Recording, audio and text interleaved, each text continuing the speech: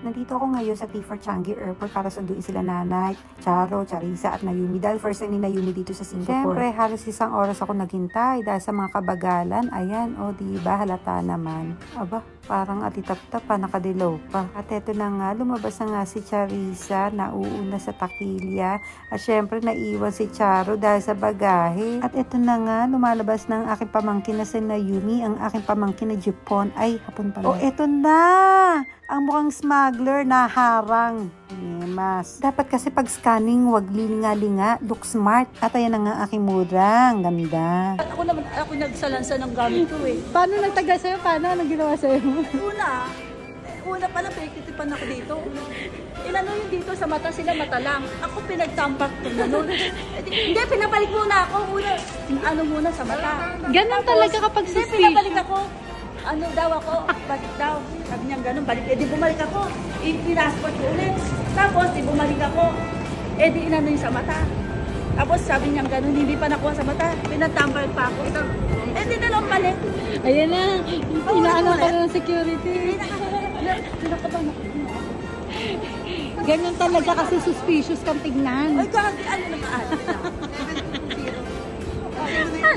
Pati doon sa bandang huli, lalabas na lang kayo, pati yung ano mo, maleta mo, pinascan. Kasi nga baka smuggler ka.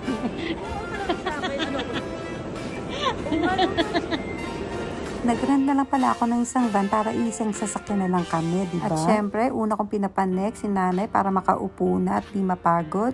At sumunod na nga si Charissa at Nayumi at si Charo, yari ito sa akin. Boom! Panis!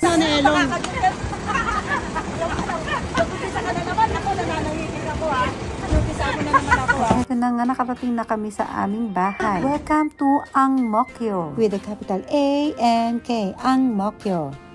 Bakla, bakla. After namin malagay mga luggages, bumaba kami para mag-dinner.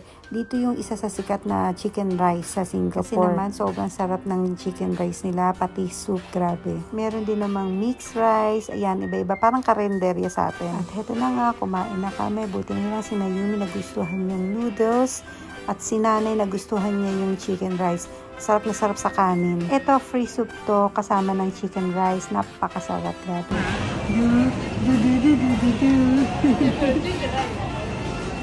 Ay, tayo, wala pala. Hindi yung pala nakapag.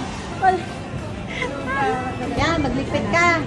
Hindi ko kain ng kain. Ito sa Hawker Center, kanya-kanyang ligpit ng pagkain. Dapat isolinin mo. Tapos, bye.